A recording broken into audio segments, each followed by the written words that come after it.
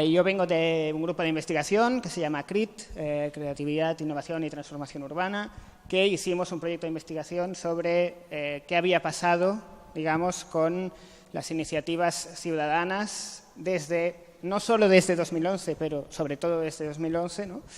Qué había pasado con ellas y cómo se habían relacionado con los ayuntamientos, ¿no? Cuando estábamos a un año del proyecto, vinieron los ayuntamientos del cambio, con lo cual también cambió todo el panorama y hubo una vinculación mucho más grande entre iniciativas y esos ayuntamientos, ¿no? Nosotros comparábamos cuatro ciudades, Barcelona, Bilbao, Madrid y Zaragoza, y escogíamos distintas iniciativas ciudadanas de cada una de estas ciudades.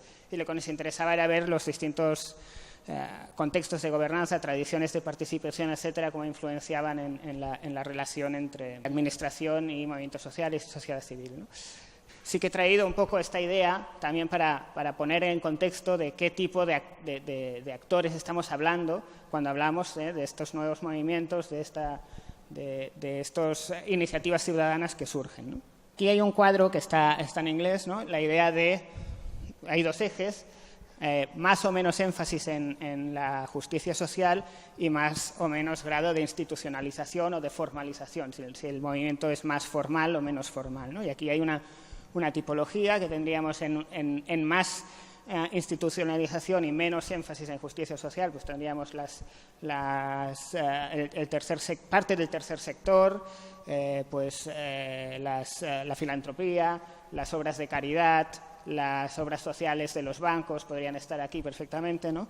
Más énfasis en justicia social. Tendríamos otra parte del tercer sector que se identifica o se vincula más a la economía solidaria o la economía social, ¿no? Y una parte de los movimientos sociales que están más institucionalizados.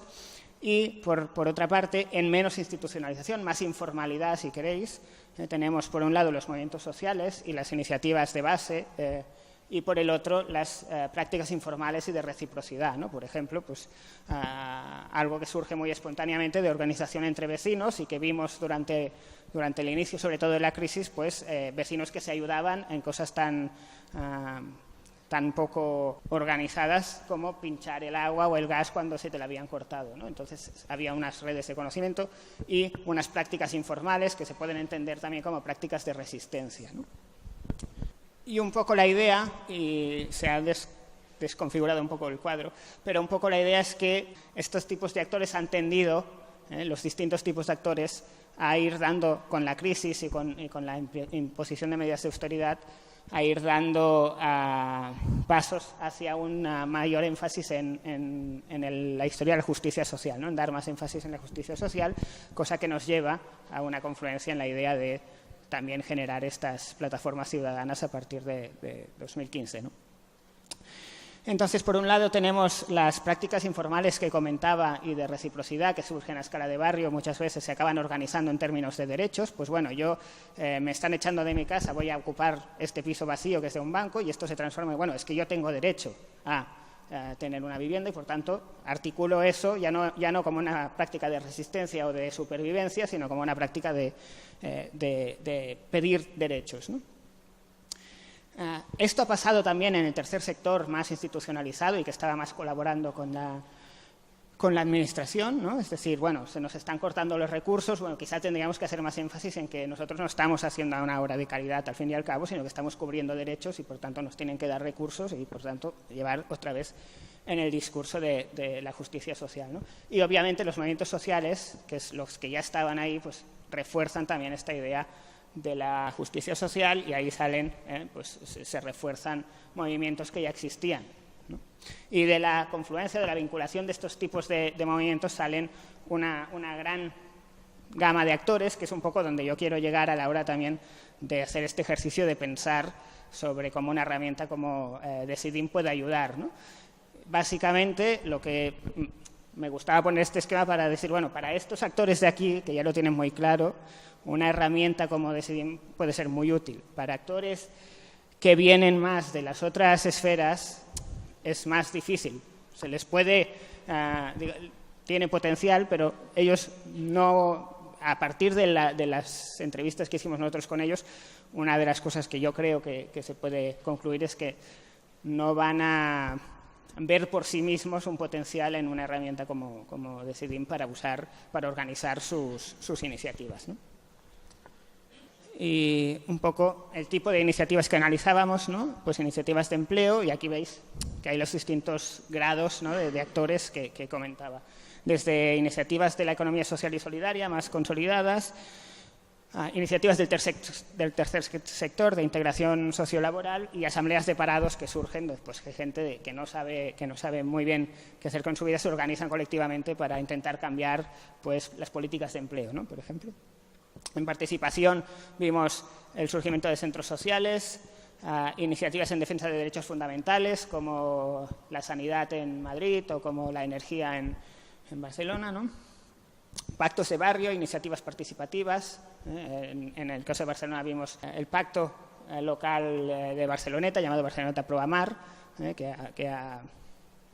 es un pacto de desarrollo local participado. Y en cuanto a recursos, buscábamos formas alternativas de obtener recursos, pues desde monedas sociales a financiación solidaria, formas alternativas de financiación que no dependan de los bancos tradicionales, o la emergencia de mercados sociales, ¿no? Entonces, aquí es cuando os digo, digamos, nuestra investigación va por los derroteros de analizar diferencias entre diferentes ciudades, de cómo se consolidan estas iniciativas, ¿no? Y una de las cosas que veíamos en toda esta panoplia de iniciativas es que lo que buscan es poner a los ciudadanos, y concretamente los ciudadanos excluidos o que están sufriendo problemas de exclusión, en el centro de las mismas soluciones, ¿no? Y entonces ahí no solo hay una demanda de que la Administración tenga que hacer una política concreta, sino que hay proyectos e iniciativas concretas ya que se quieren poner en marcha o ya se han puesto en marcha de forma efectiva, y lo que se busca es apoyo por parte de la Administración. Muchas veces es que estas iniciativas, especialmente las menos institucionalizadas, las menos formalizadas, pues surgen de grupos más o menos amplios, pero que al final hay una especie de grupos motores que son los que tiran adelante la iniciativa, ¿no? Y unos liderazgos y unas asambleas, pero que no son muy grandes, ¿no? que tiran adelante las iniciativas. Y uno de los problemas que tienen es cómo organizar o cómo combinar esta voluntad de horizontalidad con una gestión más o menos eficiente y con la implicación de profesionales, ¿no?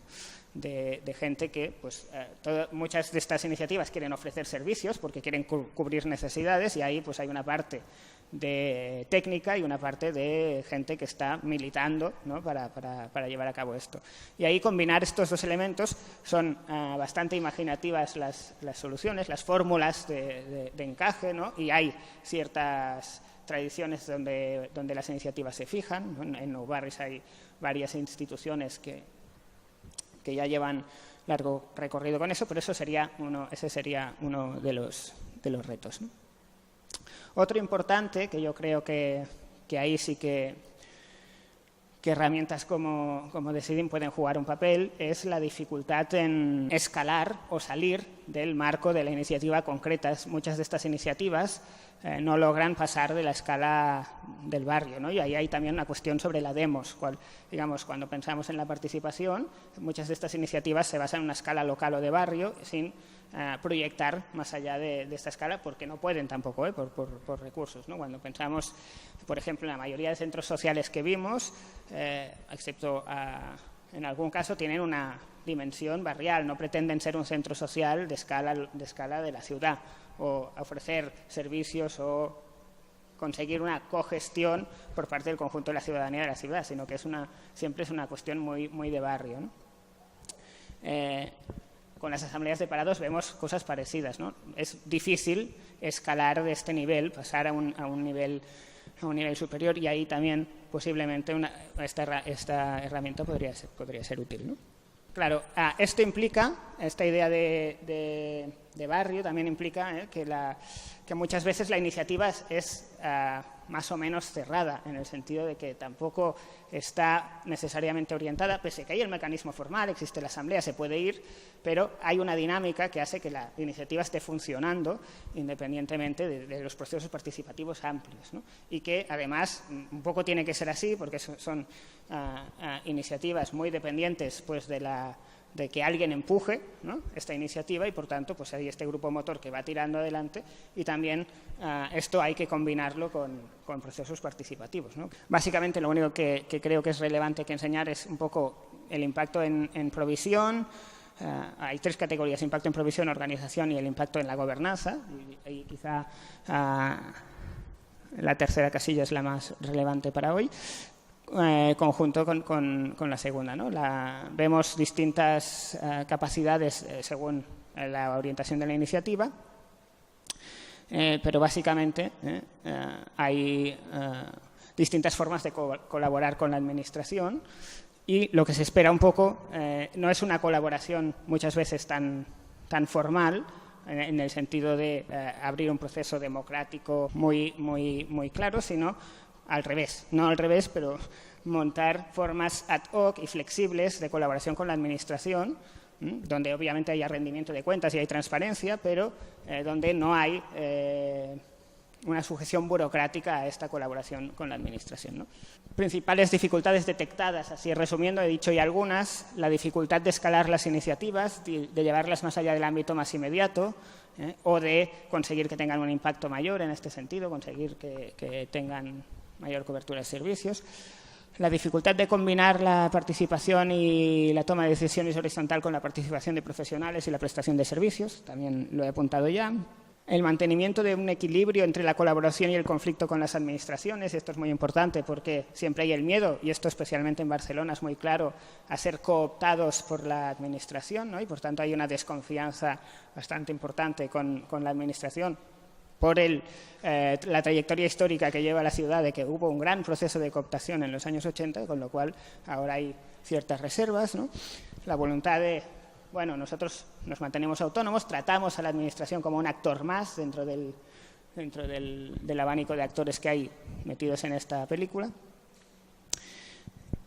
Y después, lo que sí que vemos, y es una dificultad, pero es, digamos, todas las iniciativas que analizábamos prácticamente en todas las ciudades se metían en este reto, que es combinar la cobertura de necesidades básicas, que es un poco el objetivo básico que se marcan, con la voluntad de establecer nuevos conductos democráticos y el fortalecimiento de las relaciones sociales, ¿no? Entonces, muchas de ellas, una de las cosas que nos pasaba en el proyecto es que si tú analizas todas estas iniciativas surgidas, ¿no?, especialmente desde 2011, y las intentas valorar en términos de, bueno, ¿qué servicios cubren? ¿Están complementando de alguna forma el bienestar local, etcétera?